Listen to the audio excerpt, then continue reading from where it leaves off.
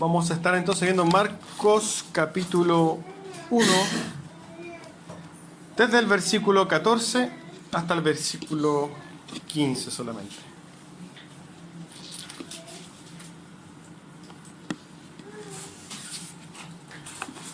Cuando lo tenga encontrado, se pone de pie y leemos juntos la palabra de nuestro Dios. Marcos 1, versículo 14 y 15. Dice así la palabra del Señor. Después que Juan fue encarcelado, Jesús vino a Galilea predicando el evangelio del reino de Dios. El versículo 15 dice, diciendo, el tiempo se ha cumplido y el reino de Dios se ha acercado. Arrepentíos y creed en el evangelio. Tome asiento.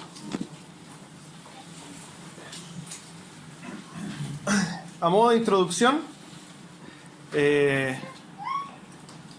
no es la primera vez que hemos hecho una crítica al dispensacionalismo y hoy día vamos a aprovechar de hacer otra crítica sumamente importante para la comprensión de la palabra de Dios el día de hoy. El sistema teológico, digamos, de la dispensación, lo que enseña la teología de la dispensación, es que Jesús nunca predicó el evangelio. Enseñan que Jesús predicó el reino de Dios. Ahora bien, nosotros hoy día vamos a ver qué relación tiene el evangelio con el reino de Dios.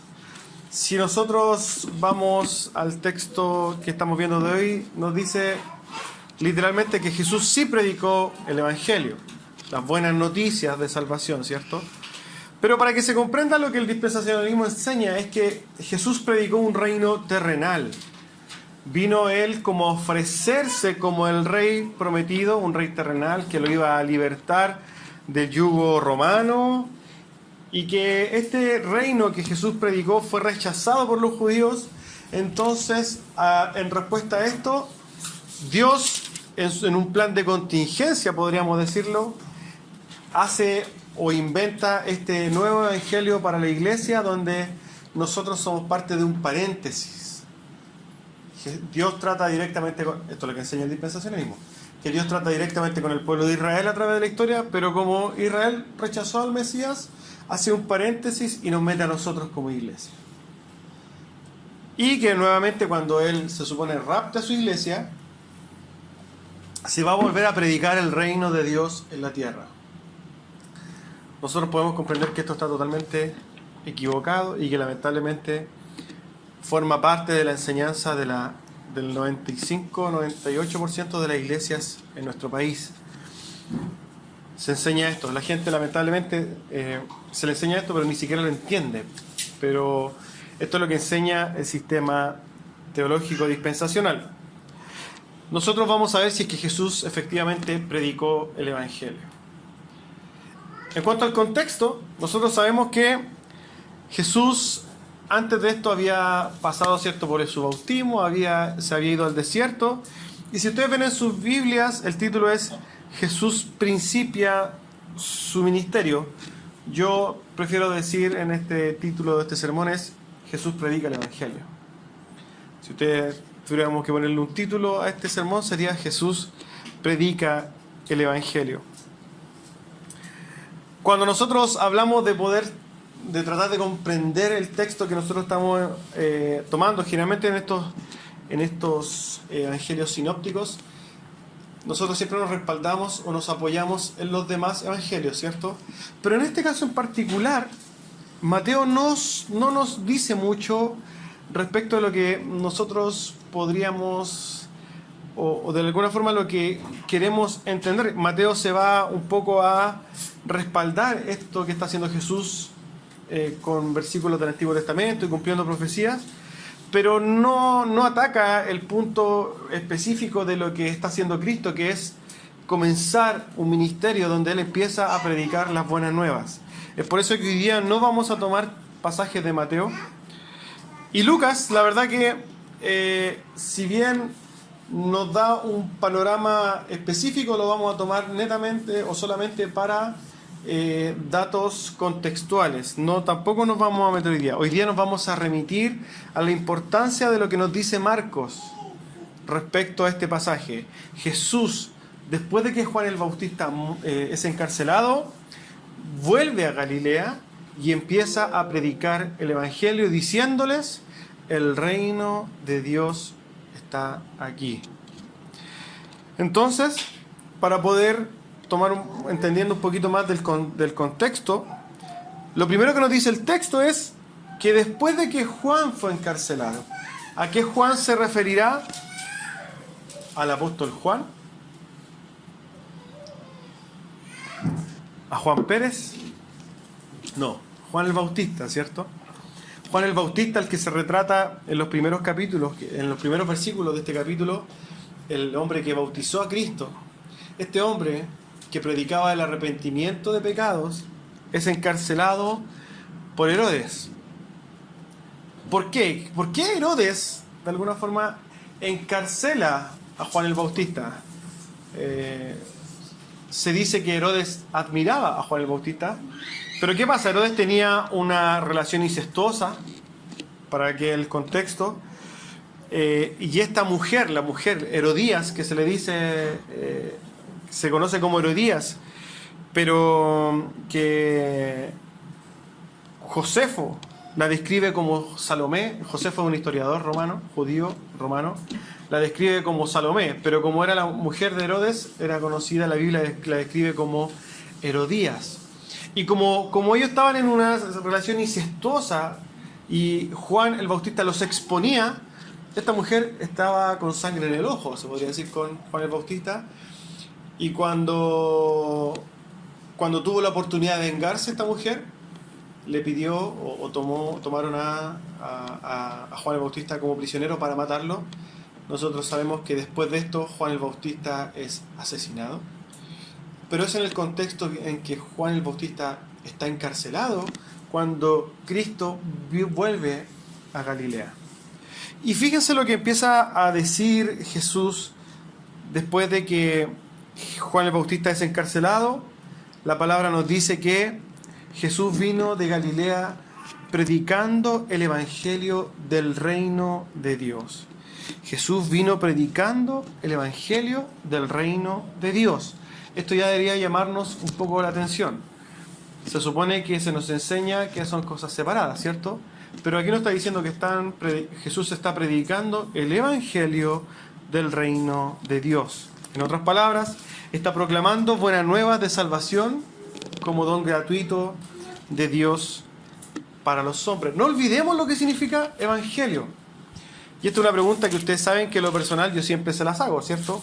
¿Qué es el evangelio? ¿Y por qué soy tan incisivo quizás? ¿Por qué soy tan insistente respecto del conocimiento y el manejo del evangelio? Porque no solamente porque a través del evangelio nosotros fuimos salvados, ¿cierto? Sino que es la única herramienta que Dios nos dio. ¿Para qué? Para salvar a los demás. Nuestro hermano Darío hoy día nos decía: nos preocupamos por los que hoy día no conocen al Señor.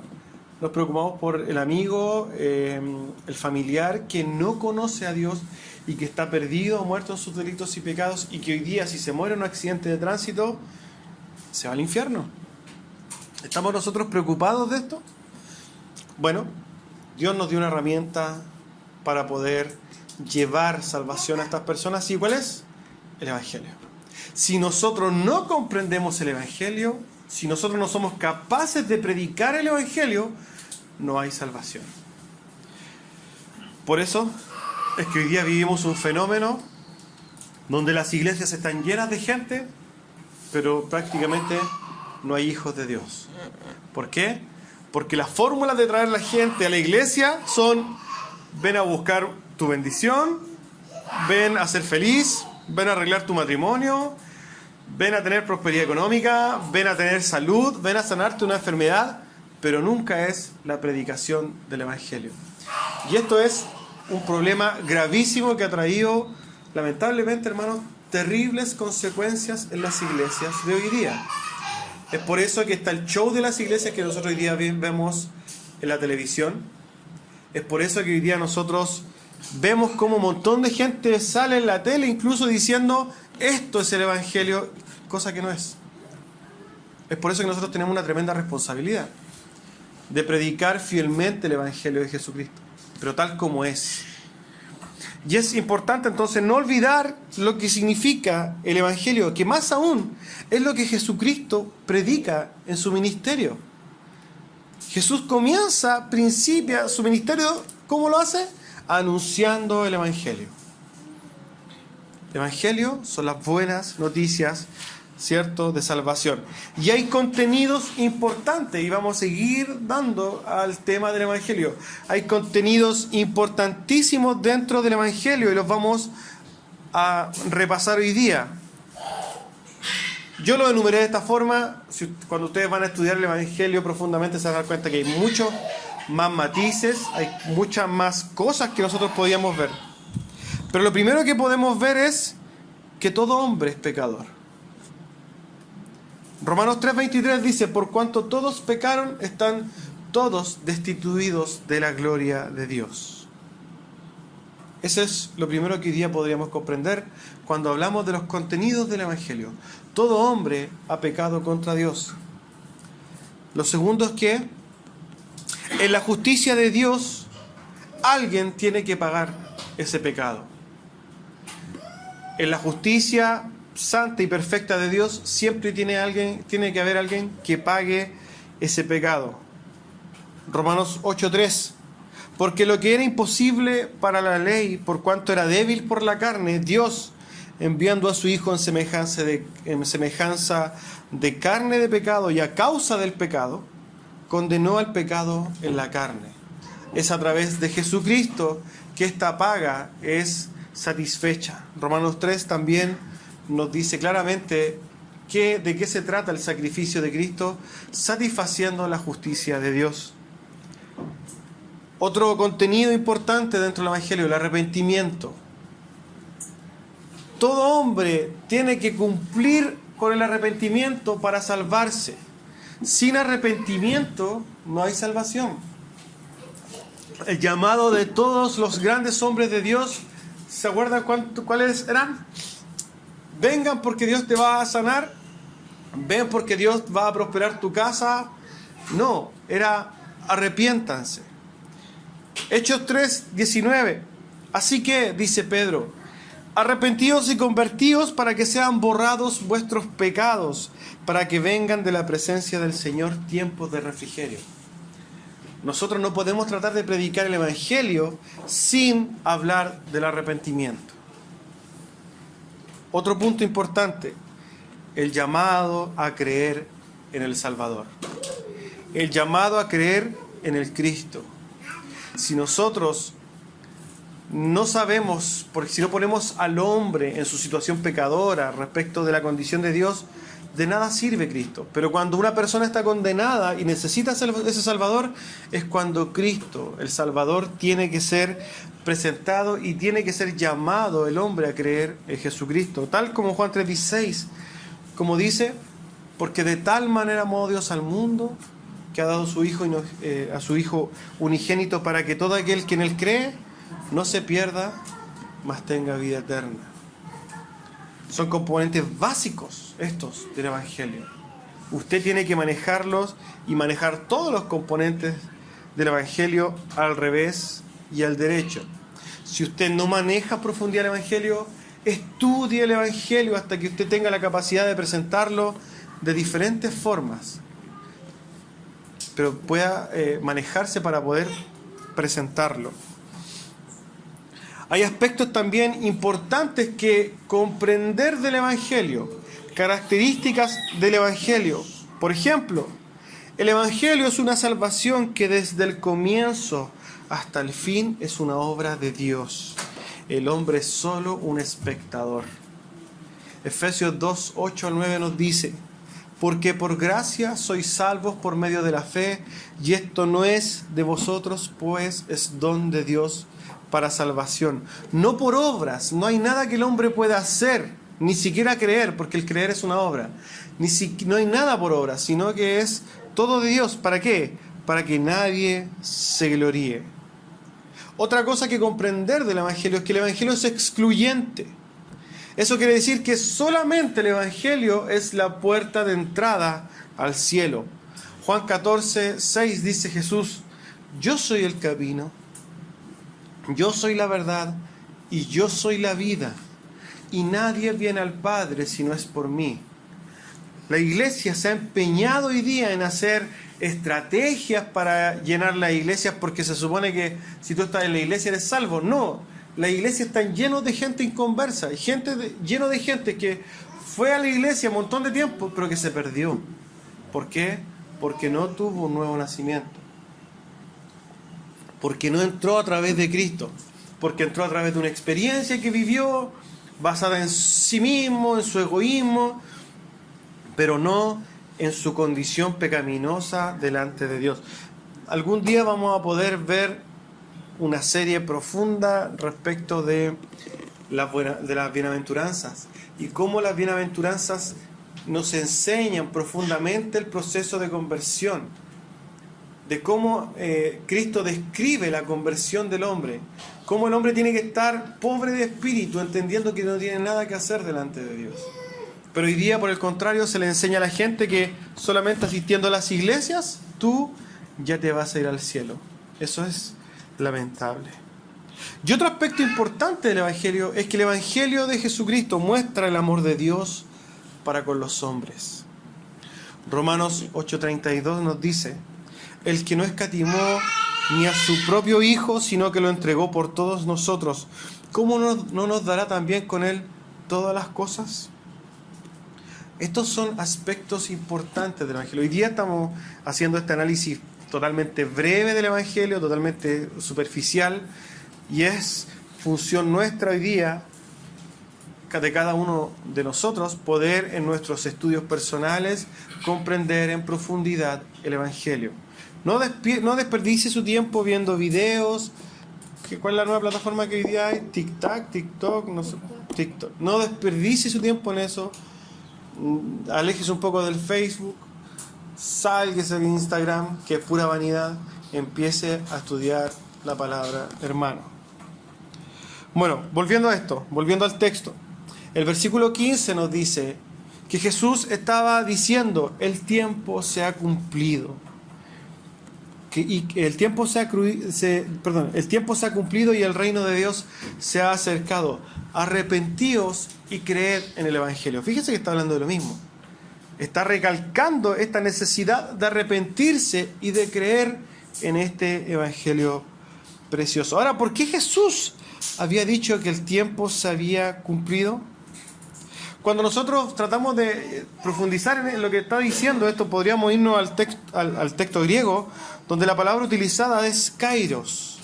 Y la palabra kairos habla no de un tiempo cronológico, porque el griego es cronos en cuanto a tiempo, sino que habla de kairos, diciendo que este es como el ambiente, es el clima perfecto. En otras palabras, Jesús estaba diciendo: se dieron todas las cosas en este momento. ¿Para qué? Para que este tiempo, el que se ha cumplido, para que el reino de Dios sea puesto en la tierra. ¿Qué cosas se habían dado? ¿Cuál era el clima que ya se había cumplido? Gálatas 4. Pero cuando vino el cumplimiento del tiempo, Dios envió a su Hijo nacido de mujer y nacido bajo la ley, para que redimiese a los que estaban bajo la ley, a fin de que recibiésemos adopción. Analicemos esto. Jesús nació bajo la ley, estaba en un tiempo determinado, en un ambiente determinado. Jesús había venido y había sido bautizado. Si nosotros tratáramos de ver cuáles eran las cosas que complementaban este ambiente para que Cristo viniera a presentar el evangelio, su evangelio, el establecimiento de su reino, nos vamos a dar cuenta que era el momento perfecto, era el clima perfecto, era el ambiente perfecto, era el ambiente que se había cumplido, era la oportunidad predeterminada por Dios. Todos los factores se habían acomodado. ¿Para qué? Para que Cristo empezara a decir hoy día: el reino de Dios está aquí. Era el tiempo apropiado y favorable. La hora entonces para este cumplimiento ya había llegado. ¿Pero para qué momento?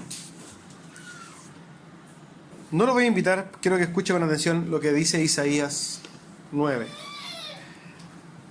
Mas no habrá siempre oscuridad para la que hasta ahora, para la que está ahora en angustia. Mas no habrá siempre oscuridad para la que está ahora en angustia. Tal como la aflicción que le vino en el tiempo que livianamente tocaron la primera vez a la tierra de Zabulón y a la tierra de Neftalí, pues al fin llenará de gloria el camino del mar de aquel lado del Jordán en Galilea de los gentiles. Había una promesa dada por Isaías donde decía que ya el mal, el momento terrible, el momento, digamos, quizás de angustia porque el Salvador no venía, iba a llegar un momento en que eso iba a terminar. ¿Por qué? Porque el Mesías iba a llegar. Y aquí vamos a ocupar un poquito Lucas, porque Lucas nos lleva a este contexto y une esto con un pasaje ultra importante, y es cuando Jesús, en Lucas 4, se va predicando en las sinagogas, y lo voy a invitar a abrir entonces Lucas 4:18, porque tiene que ver con lo mismo. Tiene que ver cómo Jesús está diciendo, este es el momento. Y en el pasaje de Lucas es un momento que refleja un antes y un después en el Evangelio o en el caminar de Cristo en la tierra. Lucas 4:18 al 21 dice: el Espíritu del Señor está sobre mí, por cuanto me ha ungido para dar buenas a los pobres, me ha enviado a sanar a los quebrantados de corazón, a pregonar libertad a los esclavos y vista a los ciegos, a poner en libertad a los oprimidos, a predicar el año agradable del Señor. Y enrollando el libro, lo dio al ministro y se sentó. Los ojos de todos en la sinagoga estaban fijos en él, y comenzó a decirles: hoy se ha cumplido esta escritura delante de vosotros. La promesa que estaba hecha en el libro de Isaías diciendo iba a venir un Salvador, Cristo, dando una señal pública a las sinagogas, la empieza a decir y le dice: esto se cumplió, el momento llegó, yo estoy aquí. Esto para los judíos era un golpe terrible. ¿Por qué? Porque ellos estaban esperando al Mesías y Jesús no era lo que ellos esperaban. Es por eso que después se describe cómo lo sacan de la ciudad para apedrearlo, como lo hacían con cualquier hereje, pero Jesús se escabulle entre la multitud. Ojo con esto, hermanos. Esto, de alguna forma, es el anuncio público hacia el mundo, decirle: el reino de Dios está aquí, el consumador del Evangelio está acá. Vemos que la primera, ¿cierto? La primera luz pública de esto es el bautismo, pero acá lo hace ya ejerciendo su ministerio Cristo. ¿Y se acuerdan la importancia de que Jesús fuera el Cristo? Cuando Juan el Bautista, preso, no sé si lo vamos a ver en Marcos más adelante, le manda a preguntar con sus discípulos a Jesús: ¿tú eres el Cristo? ¿Y qué le responde Jesús? Dile que los ciegos ven, que los cojos caminan, que los esclavos son libertados. ¿Por qué? Porque estaba citándole esto: el tiempo había llegado. Y es sumamente importante comprender esto, hermanos. Es sumamente importante lo que Jesús nos dice. El reino de Dios hoy día está en la tierra. Cuando nosotros vemos y comparamos el reino de Dios y el reino de los cielos, descrito por ejemplo en Mateo, mucha gente los diferencia. No, es que Jesús está hablando de diferentes reinos: el reino de Dios, el reino solo, el reino de los cielos. ¿Hay alguna diferencia entre estos reinos? Vamos a explicar lo que es el reino de Dios. En su connotación más amplia, las expresiones reino de Dios, reino de los cielos o simplemente reino indican un reinado, claramente, un gobierno, la soberanía de Dios. Indica que nosotros estamos formamos parte de un todo en el cual nosotros tenemos un rey que nos gobierna. Cuando nosotros buscamos la amplitud de este tema, nosotros nos damos cuenta que tiene que ver con todo lo que tiene que ver con la soberanía de Dios sobre nuestras vidas, pero siempre y cuando somos parte de su pueblo amado, somos parte de su reinado escogido. ¿Por qué? Porque nosotros podríamos decir que el mundo forma parte del reino de Dios, pero Dios no lo utiliza en ese contexto. ¿Por qué? Porque si bien Él es soberano, Él está de alguna forma ejerciendo un control específico o de alguna forma especial ¿sobre quién? Sobre su iglesia, no sobre el mundo. Acuérdense que de alguna forma Él es soberano en el mundo, pero le entregó a Satanás. Toma, haz lo que quieras. Y si bien Él tiene a su escogido y los va a llamar, Él tiene un pueblo santo adquirido por Él, un pueblo especial, el cual es su iglesia. Y Dios en su palabra trata a su reino, en este caso su pueblo, a nosotros, la iglesia. Y cuando nosotros estamos de alguna forma en el reino, nosotros estamos entonces formando parte del reino de los cielos, del reino de Dios o del reino. Es lo mismo. En otras palabras, estar en su iglesia, estar en el pacto, significa ser parte del reino de Dios. Y esto es importante, justamente un libro que estoy leyendo que tiene que ver con nuestra diferencia como bautistas respecto de los hermanos presbiterianos. La verdad que nosotros en nuestra teología, en nuestra forma de ver el pacto de Dios, tenemos una pregunta que nos diferencia y es: ¿quién está en el pacto? Y nosotros vemos el bautismo como señal de entrada al reino del cielo, ¿cierto? Al reino de Dios. ¿Por qué? Porque para entrar al reino, ¿nosotros qué tenemos que hacer? Arrepentirnos. Recién ahí somos parte del reino de Dios. Y es por eso que nosotros no bautizamos niños. ¿Por qué? Porque el bautismo es una señal, de alguna forma, de entrada a este pacto. Los presbiterianos dicen no. Nosotros tenemos una iglesia donde está la gente, nosotros bautizamos a los niños y asumimos que están en el pacto. Pero no es así como nosotros lo vemos. Nosotros creemos en el credo bautismo, o sea, el hombre que cree se bautiza. Bueno, fíjese que vamos a hablar de algunos aspectos de estos 4 conceptos de reino. Por ejemplo, el reino, gobierno o soberanía de Dios muestra un significado cuando nosotros lo vemos en el Padre Nuestro. ¿Qué está diciendo Jesús en el Padre Nuestro cuando dice: venga a nosotros tu reino? Ahí se utiliza la palabra reino. Y ahí se está utilizando en un contexto de que se haga hecha su voluntad en nuestras vidas, su soberana voluntad en nuestras vidas. Ahora, si nosotros analizamos el contexto completo del Padre Nuestro, parte diciendo Padre Nuestro. Y no cualquiera le puede decir Padre a Dios. Para decirle Padre a Dios, primero usted tiene que ser un hijo. Por ejemplo, también habla en Marcos 10, que es más fácil para un camello pasar por el anillo, por el hoyito de una aguja, que un rico entre al reino de los cielos, ¿cierto? Lo dice. Y está hablando del reino de los cielos. ¿A qué se referirá con esto? Está hablando de una connotación de salvación, de las personas salvas. Es más fácil que un camello pase por el hoyito de una aguja que un rico se haga salvo. Pero esto hay que entenderlo en su contexto. No es que por ser rico nadie entra al cielo. Porque cuando nosotros vemos después ese pasaje dice, bueno, ¿y quién puede ser salvo? Y Jesús le dice, para el hombre es imposible. Porque el hombre no se puede salvar a sí mismo, ¿cierto? Ahí está utilizando la palabra, el concepto de reino de los cielos, también en un concepto de salvación. También lo utiliza para dirigirse a la iglesia, por ejemplo. Mateo 16. Sobre esta roca edificaré mi iglesia, dice. Y a Pedro le dice, te daré las llaves de este reino. ¿A qué se referirá?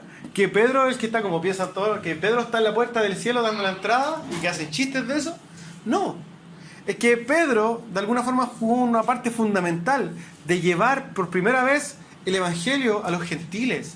Y Él le dio la oportunidad a los gentiles por primera vez ¿de qué? De ser parte de este reino, de su iglesia. También habla del universo redimido, del nuevo cielo, de alguna forma, pensémoslo, del cielo en el cual nosotros vamos a estar. Y esto lo hace en Mateo 25:34, cuando dice: heredad el reino preparado para vosotros. Y ahí está hablando de una heredad futura, ¿cierto? Pero también está hablando del reino. Ahí está hablando en un contexto de nuestro reino eterno y celestial, cuando estemos todos juntos separados. Si ustedes se dan cuenta de las diferentes utilizaciones de la palabra reino, todas tienen que ver con la iglesia, la salvación, nuestro pueblo separado y redimido. Y fíjense con esto, a diferencia de nuestra introducción, volviendo a la introducción, a diferencia de lo que enseñan en muchas iglesias, que Jesús vino a predicar el reino terrenal, como que Él iba a ser el rey que iba a derrotar a los romanos, Jesús nunca predicó eso. Jesús vino siempre a hablar del evangelio del reino de los cielos, de este mismo evangelio del reino de Dios, de la salvación. Le dice: arrepentíos y creed en el evangelio. No le decía arrepentíos y creed en el evangelio, ¿para qué? Para ser su rey terrenal. No, Jesús nunca habló de eso. Jesús siempre habló de las cosas celestiales. Espero que usted también trate de dar un tiempo al entendimiento de los diferentes sistemas teológicos, para que cuando uno pueda hablar, usted entienda con mayor claridad. Porque yo creo que hay muchas cosas de las que hemos dicho que quizás lo van a dejar tambaleando o en duda. Por eso es importante que usted estudie. Pero para hacerlo de forma sencilla, Jesús siempre predicó el reino celestial, la salvación, las cosas espirituales. Jesús nunca predicó de un reino terrenal. Y queremos concluir de alguna forma el análisis de este pasaje cuando Jesús llama a creer en el evangelio. Es lo último que dice el versículo 15. En otras palabras, lo que Jesús estaba diciendo al decir creer en el evangelio, le está diciendo: convertíos, arrepentíos. Lo dice justo antes: arrepentíos y creed en el evangelio. Y este es un llamado directamente de Dios a la salvación. Este es el mismo llamado, hermanos, a la fe que nosotros deberíamos hacer. Cuando usted predique el evangelio, dígale a la gente: crea en el evangelio, huya de la ira venidera, ten un cambio de mente, busca a Dios, busca a tu Salvador, arrepiéntete de tus pecados, deja tu vieja vida, busca las cosas celestiales, tal como lo dice Jesús al decir: creed en el evangelio. Está llamando a creer en este evangelio precioso. Fíjense que esta fe a la cual llama Dios incluye, por ejemplo, conocimiento, incluye confianza. En palabras del Catecismo de Heidelberg,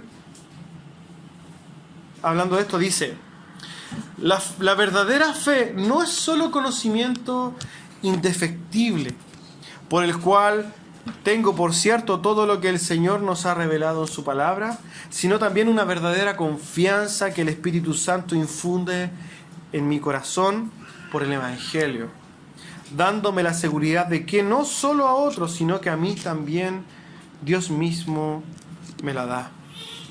Me otorga remisión de pecados, la justicia y la vida eterna, y eso lo hace de pura gracia y solamente por los méritos de su Hijo Jesucristo. Estas son palabras del Catecismo de Heidelberg, que es un catecismo reformado también, y que hablando de la fe muestra cómo esta fe profunda, preciosa, la cual es dada por Cristo y a la cual nos llama Cristo a través del Evangelio, debe cambiar nuestro corazón, debe cambiar nuestra forma de ver, debe generar en nosotros una confianza en Dios profunda, debe generar una metanoia, y entendemos que esto lo hace solamente porque Dios tiene gracia para con sus hijos. Este llamado que Cristo hace de creer en el Evangelio hoy día está más vigente que nunca, hermano. Y es un llamado que podemos decir que fue hace 2000 años, está vigente el día de hoy, porque hoy día un montón de gente, como nos dijo nuestro hermano, se están perdiendo. Un montón de gente muere. ¿Ustedes se han fijado? Si ustedes han buscado estadísticas, ¿cuánta gente muere diariamente en el mundo? No las busque porque se va a aterrar. Se va a aterrar de cuánta gente se pierde diariamente. ¿Cuánta gente muere solamente en Chile? Diariamente. Búsquelo para que sea removido por este interés. Un hijo de Dios debe, como nosotros lo vemos en muchas partes de la palabra, conmoverse por la condición espiritual de los demás.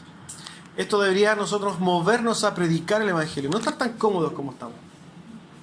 Debería movernos a predicar el Evangelio.